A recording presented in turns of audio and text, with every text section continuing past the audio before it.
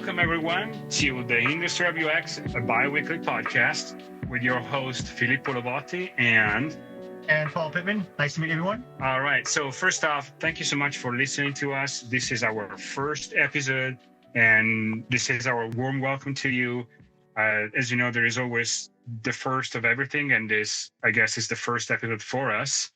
And let's talk a little bit more about where we broadcast from, Paul. Where are you located right now? Yeah, I'm in Vancouver, Canada, all the way across the west side, staying where it's nice and warm and not cold in the east. I've been in Vancouver for quite a while now, since I can remember as a child, so I love it here. Not planning going anywhere, anytime soon. Wait, were you born and raised in? No, born in Okay. St. John's, Newfoundland, all the way east, basically. Yeah. Cool. I'm podcasting instead from Las Vegas, Nevada, United States. Vegas, we just got out of the hot summer. We were having days with 115 degrees. So I'm happy that right now we are in the 99 degrees as I speak right now. So I guess the cool thing about us, Paul, is that we are on the same time zone, which helps quite a bit, scheduling things. But that's kind of where we're podcasting from. So let's go a little bit more in details about who we are and how we got here where we are. So Paul, why don't you introduce yourself a little bit, give us a little bit more of an overview about who you are, and I'll go second. Yep. Basically been in UX design now, I think, for about 14 years. Before UX was really a thing. And currently working at Amazon. I've worked in a multitude of different industries: health, fintech, ERP, which is enterprise resource planning. Obviously, now being at Amazon, I'm on e-commerce. The cool thing about working for a company like Amazon and like Zappos is that you can be working in all kinds of different products. It's not just one specific thing.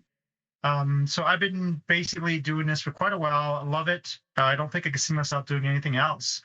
And I'll probably continue on doing this probably till I retire, basically. Yeah, that's me.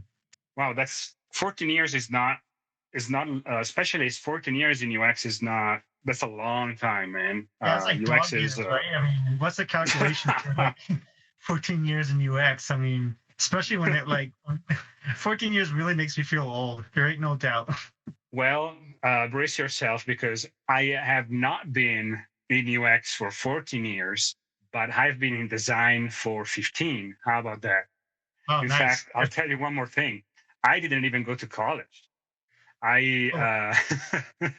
Yes, I'll tell you. So, brief background of how I got where I am. So, the cool thing about Italy, well, not the only cool thing about Italy, but one of the cool things about Italy is that you get to pick your major in high school. And so I went to art high school. And inside of art high school, I got to specialize in graphic design. So we did a lot of actually drawing logos, drawing pamphlets, drawing all type of, I guess, basic graphic design material, right? And then when I got out of it, I started college, specifically psychology, in the city of Parma, where they make prosciutto. I know in Italy you can't name a city without having a specific type of food or like.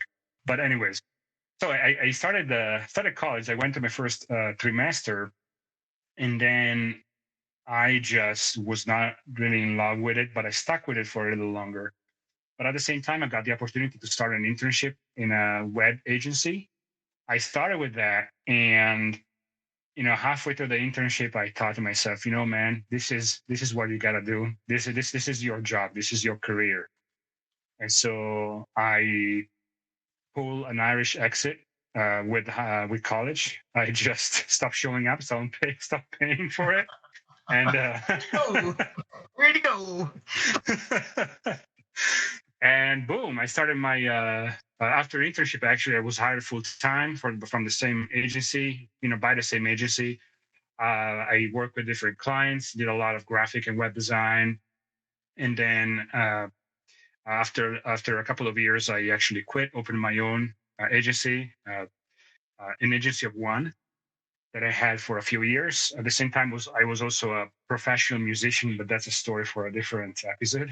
After that, I moved to the US, and we're talking about 10 years ago. And really, when I moved into the US, that's when I started learning about UI and UX, differences between the two. I also discovered that I also did some sort of UX in the years past, even though it was masked under the web design label. But there was some UX involved in that, of course. It was when I moved to the US that I really realized and defined UX, and fell in love since then. So you have 4 years on me in UX, but dude, it's I don't know. I don't know what to say. It's definitely my passion when it comes to, and I cannot see myself, as you said it before, I cannot see myself doing anything else. Currently, I am at Zappos, which is a subsidiary of Amazon. I've been here for almost 3 years. It's actually coming up 3 years in November. It's been quite the ride. Definitely working on a lot of different products. Currently working with supporting the customer service team, our world renowned customer service team. They are some of the best customer service agents in the industry. And essentially, that's how I got in the industry of UX, just through web design. And I found my way into the industry of UX, and loving it, loving it. What do you think about that, Paul? I'm glad I'm not the old one in the room now anymore. So that's great. I feel like such a dinosaur. Well, I think combined, you and I, we can probably just go around saying that we have a 30 years of experience, but I don't know. It's an industry that changes so quickly that the knowledge that you had 5 years ago of the tools and the approach and some of the best practices is obsolete. Just sometimes even 2 years ago is obsolete knowledge. Oh, absolutely. I mean, there's no doubt in that. I mean, the technology alone dictates what UX is going to be. I mean, it's that kind of industry that when you get into it, is really never a boring moment. There's a lot of challenges. There's a lot of really cool things that you can do that improves on a lot of things that didn't work properly. A week ago, for example. You look at UX as a whole, it's really an encompassing solution to a lot of problems, and you can apply UX on so many different levels. And for us, the fact that we're looking at applying this, our knowledge to industry has got a lot to say about why UX is important. And what I mean by that is, in the industry today, it's always been that kind of thing where you figure out, okay, are we working on projects that have a bigger story or a bigger what's the word I'm looking for? Overall encompassing goal that people think that if they apply UX, they can hit. And that's where we are today. And when you think of it on that level, never seems to be a moment where you say to yourself, "Oh, I wish I never, would have done that," or what happened there, because you become much more comfortable in what you've learned and how you can apply it to the next problem. And that's the one really cool thing, and that's what we're trying to do here, right? When we look at this industry, how do we apply UX to industry, and what does that mean exactly? And I think throughout our podcast, we're going to discover that. And that's going to make this so exciting. Absolutely. And this is definitely something that has always fascinated me a lot, right? So I guess one of the things that I really resonated with is that, yes, technology changes, and we had to learn as UX designers, we had to go from and adapt to, hey, websites are cool, and this is what I'm going to design for.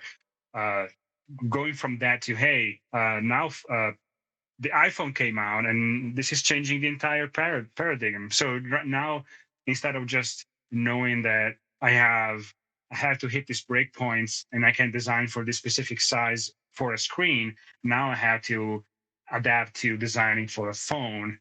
And now we have VR, we have more and more devices that come out and concepts on where to apply UX. UX used to be more related to digital design, but now you have UX writing. You have UX designers working on sounds in video games. You have UX designers working on a lot, like a ton of different platforms, different philosophies, and different industries. That's very true. And when we look about when you think about the industry itself and how they've actually come to adapt UX, where it used to be the kind of mentality where it used to be a nice to have, now it's turning into very much a must have.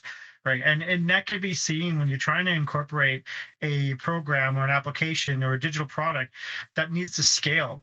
And to scale, you need a level of UX that's going to, put together a experience that can change over time without reinventing the wheel every single time.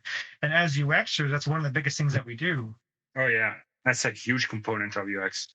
I mean, honestly, a huge component nowadays of any type of technology. Definitely, scalability is a top one concern. And as UXers, we are definitely equipped with the tools to make that consideration, like to actually bring scalability into the fold and for the business to actually start making sense. I think, and I will say, I'm gonna sound a little bit harsh, not harsh, but a little bit drastic here. But gone are the days where developers were in charge of A to Z. I think as an industry, we have figured out that, hey, developers are great at developing, and they are definitely are a huge cog in this machine that we're trying to move forward. But so is our UX designer. So is UX as a practice overall. And I think that we have, and as we move forward, we're going to learn really how to marry one and the other. So UX and development and all the different components around it to actually make the machine scale and to make the product scale. And I think that that's absolutely where I see the future moving. And it's exciting because it's exciting because being part of the industry, we live and see that every day. Mhm. Absolutely. Do you remember when you first got your UX job, or do you have any experiences? I mean, I can think of a whole backload of hiring stories that I've gone through to get into this industry, especially when being one of the earlier innovators on this, people are asking me, well, what I thought you were looking more towards, something in the development realm, but you're talking to me about UX. I've had hiring and interviews like that where I would actually start off in development and then work my way into, getting into UX. And sometimes I would actually go through hiring interviews and I would understand code, but then I'd also speak about UX. And then being an early innovator, when you go to a company and you go through an interview and they're like, okay, but we're looking for a front end developer, but you're talking about user experience. What is it that you want to do?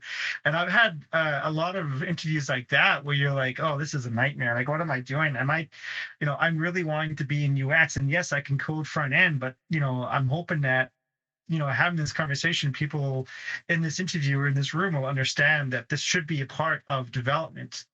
And I can speak that, having the ability to speak like a human being when you go to these interviews will sort of release or remove some of those sort of boundaries between interviewer and interviewee, right? I mean, you don't want to go in there too scripted and things like that when you speak to people. But for me, when I always spoke about UX, I always spoke about it on a passion. And I think when it came to interviewing, that was always sort of been my thing. I never really thought too much about being interviewed as much as it is about just talking about the topic.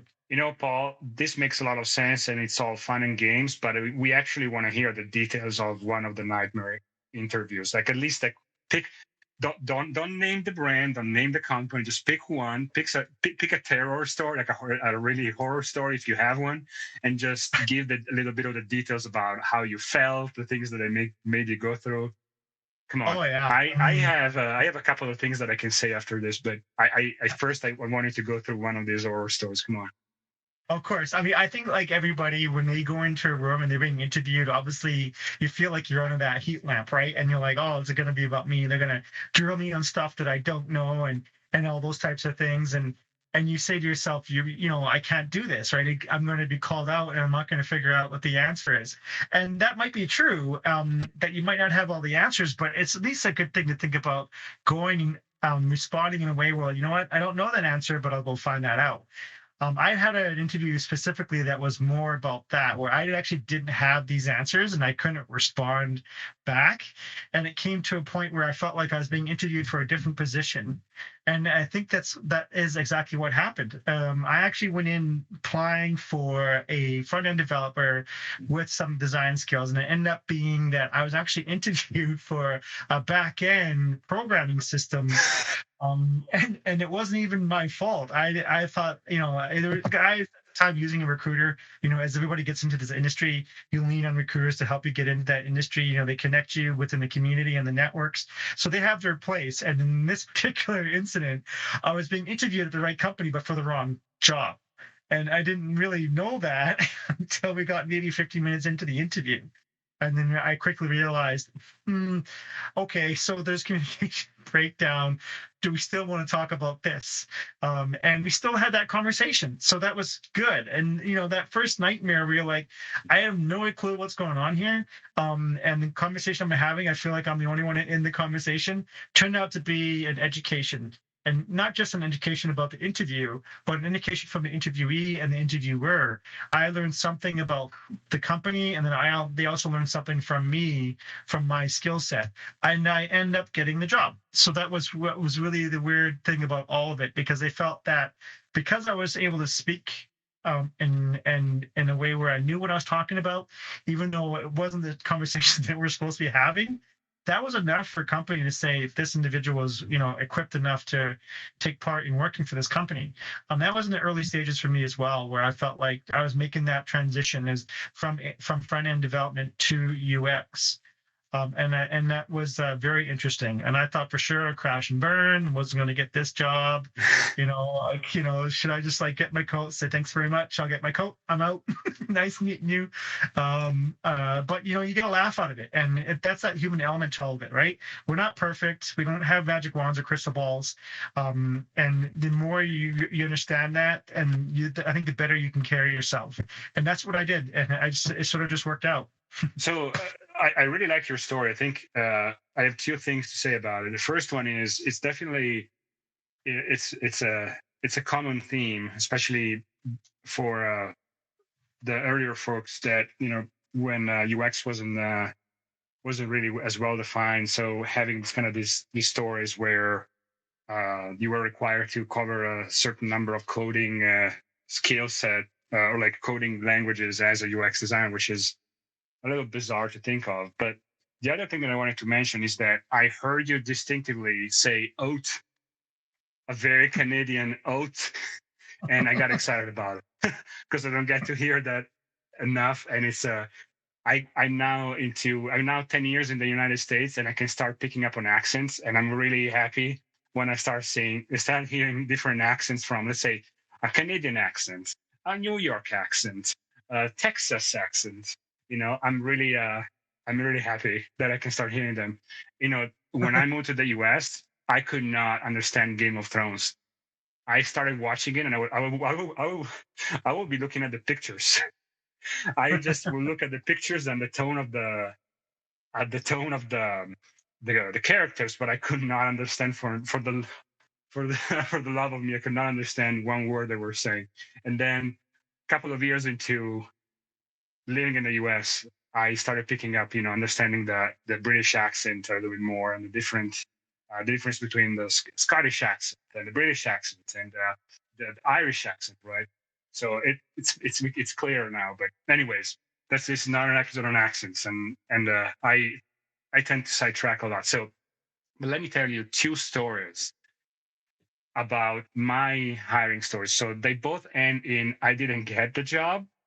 They're funny. I mean, at least I think they're funny. At least they bring a different perspective on what it was to or what it is to go on bad interviews where you get out of the interview and you're left. This is a mix. It's a cocktail of disappointment and anger because you wasted your time, right?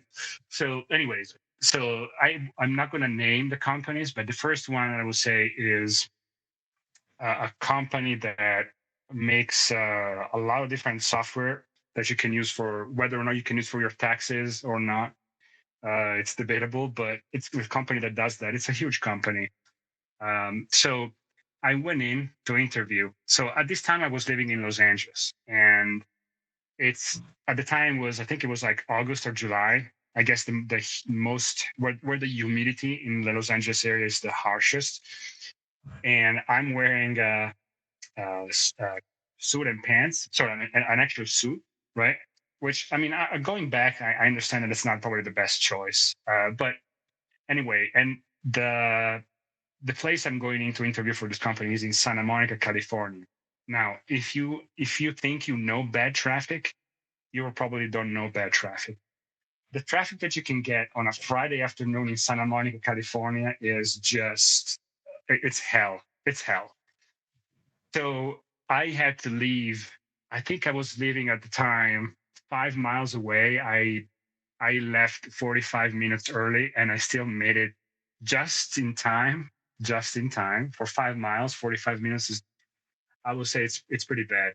But so I park in one of these parking spots in this huge parking structure, and it's I pay, I get the ticket, I put it in the car, run to the interview with my computer and everything. So I get there and I get in and I wait for probably another 30 minutes to meet with the hiring manager, just at the lobby, sitting there. And I'm not offered water. I'm not offered anything. So I'm already getting a little irritated, right? So and then the hiring manager comes out and they take me into this little like a back room office, and there is this guy sitting there that is kind of answering emails. And when I sit down, he just keeps answering emails. He doesn't acknowledge me, and he just keeps doing that. And I talked to the hiring manager a little bit, and so comes to find out that the hiring manager is actually not the hiring manager. The guy that was answering emails was the hiring manager. This was just a assistant. So she asked me a bunch of questions, and then she leaves, and she leaves me alone with this guy that is still answering emails, right? Or like writing on the computer or whatever. So I just sit there and try to get his attention. Eventually, he talks to me and he asked me basically to repeat everything that I said to her. So I go and explain my background again and go into details about like what I've done. And then I start showing him some of my portfolio on my computer. And he looks super bored. He looks so bored that and I don't know, I felt so small at that moment. So now I have a different mentality and I will react differently. But at the time I really felt so out of place. So he looks at my stuff, the stuff that I'm showing him. He turns around and he says, "This is basic stuff. What is the good stuff?" And I'm like, Ouch. that's it. That's everything I had. And he's like, okay, Thanks for well, coming. thanks for coming in. Yes, exactly. So I was so defeated getting out of that interview. So I'm sweating bullets, getting out of it, getting back to into my car, another 45 minutes to an hour to go home. And that was terrible, man. That was just such a bad experience. And I think that was probably, I don't know if there was a miscommunication about the type of candidate that they wanted or what it was. Maybe they wanted a senior or a lead position, and I came in as a mid level, and they were disappointed. But I don't know. That was terrible. I guess Yeah, that's the this thing. is what happens. This is setting expectations is possibly one of the most important thing you can do ever in any career of any Yeah, kind. Setting the right expectations is going to save your life. and communication. I mean, it's so obvious, right? Yeah. So Yeah. So, yes, communicating the right expectations, I guess, will sum it up nicely. But yeah. anyways, the second one, I'll make it briefer because I can just talk and talk. But basically, something similar to you happened to me too. So I'm still living in LA. I answered to this UX designer, UI UX designer uh, ad that I see on, I don't remember what website it was. So I show up and they put me in this room with the dev manager, and this guy starts asking me, so uh, how well do you know JavaScript? How well do you know PHP? And he starts asking me about a lot of dev related questions. And I start getting a little worried because these are not the type of questions I was expecting for a UI UX designer, right? So it starts it starts getting a little worried. I can tell that is not happy with the answer that I'm giving him, the answers, because he's asking dev questions, and I'm sitting here as a designer, like I look like an idiot, right?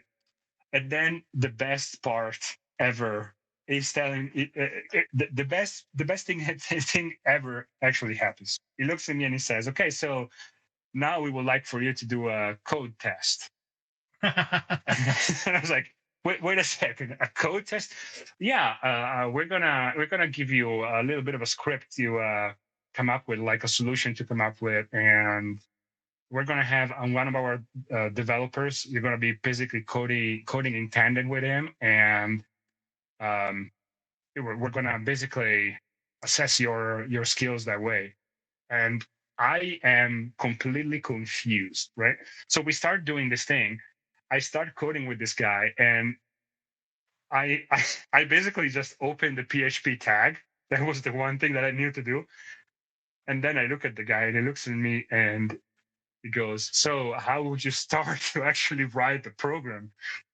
And I told him, "I don't know." What program? What program? And he looks at me. The developer looks at me, and then he looks at the hiring manager. And I told him, and I see like the overall awkwardness. And I asked them, "So this is for a UI UX designer position, right?" And they're like, "No, this is for a developer position." So they call the recruiter on the phone, right? There was I went through to get this out from a outside recruiting company.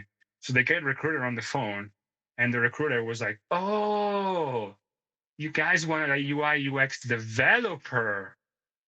And they were like, "Yes, we sent us a designer." And I'm there as they are speaking, they're like yelling at each other.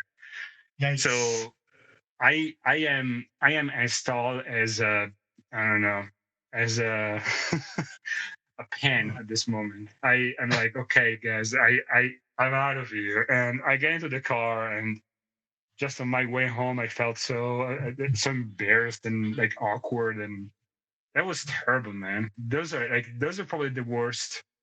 I know that there are much worse interview examples out there that people can give us, but these are my two, like the awkwardness, the embarrassment, and the I don't know. I got home that I wanted to cry almost both cases Oh, the because thing is, like, what the hell's a UI UX developer? I mean, we know what it is, but I mean, come on. I mean that's sort of like a hybrid version of having a little bit of both, right? So I mean, that even shows a little bit of maybe immaturity from the company too, right? When you look at that, you're like, okay, so do you really know what's involved with UX and UI? Okay, as opposed to incorporating some development with that. I mean, that's flat out programming. If you're doing PHP and looking for UI and UX, I don't know how far of the spectrum you could be, how much further you could be. Because I mean, for me, it spanned like HTML and CSS, right? JavaScript. I don't know where we would be looking at doing, anything that's even MySQL or PHP with the intent to have UI and UX. That's funny. I think that's really strange.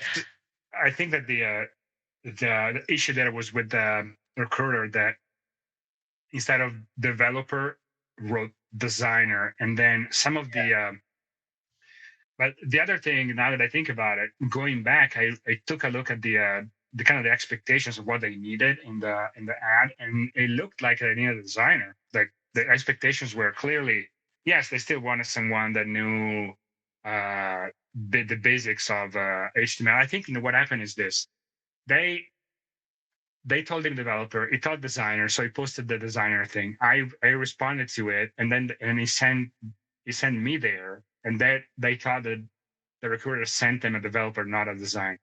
So it was a screw up all around. And at the end, both me and the company were just Did you ever use I that mean upset. recruiter after that? So again, Did you ever use that recruiter this after is that? oh no. That was the last time I used it. Uh, I I'm a little wary of recruiters. I never had a really good experience from outside recruiters. Only the only times I had real job opportunities that that really worked were from inside recruiters. So let's say a Zappos recruiter that reached out, Yeah. or I replied to a Zappos ad directly from the Zappos website. I didn't go through any other company. Normally, I only had bad experiences with outside recruiters. I have had experiences where they will call me and say, "Hey, come into our office." So we got some interesting opportunities. I will show up. They will grill me on, you know, my resume, my background, and then will say, "Well, we'll let you know as soon as an opportunity comes around." And I will be looking at them and thinking, "Dude, I drove all the way here, and you told me that you had opportunities, and now you don't." That's kind of a bait and switch. So Yeah. it's a but anyways, I'm sure that we can make an entire series of podcasts about how to hire UX designers, best practices in there. But Figuring out then what to do for our next episode, right? What people think about talking certain topics about UX. And when I think about topics for UX, I think about things like, we could do, what is information architecture? What tools does the industry use? What do we do on a daily basis? These are things that I think we can discuss in the next episode. yes, Because to me, I think a lot of it I hear in the industry is like people aren't quite aware what it's like for a day to day working as a UX designer for a company. I think we can start talking about those types of subjects. And then maybe at some yes. point, if there's areas within inside of that people find that they want to hit upon specifically, like information architecture and those other things, heuristics even, we can start thinking about adding those to our next episode. I think that works really well. And I mean, we're really leaving that up to you guys, you, the listeners. We have plenty of topics that we can cover. Being part of the industry and being part of the industry for so long, we really want to empower you to let us know what would you like to learn. And I'm sure that, one of the things that I was really interested in, when I just started out as a UX designer is actually learn how, as you mentioned, Paul, like how does this actually look in reality? Because yeah, books tell you that, the A to Z design thinking process and the perfect way to apply it. But I don't know if rarely I can fully apply it from A to Z. You always have to personalize it to the product, the project, the feature you're working on, the problem you're trying to solve overall. So this is the stuff that we want to, I guess, talk about. Like we play with live ammo around here, so we can actually tell you perfectly how certain type of situations, how to tackle them, how really use design thinking in an actual live scenario, and not just the way you see it in books. Because it's good too that you learn the A to Z literally from the textbook, but then the way you apply it, it's normally you find it out when you actually are giving a project that has a deadline for next week, and you have to go through all the entire design thinking, and or at least the big principles and how you're going to do that with limited Yep. resources, right? So we have done it over and over again, and we can definitely bring this knowledge and share these learnings with you guys. So let us know. We can definitely cover all these topics to you. We can.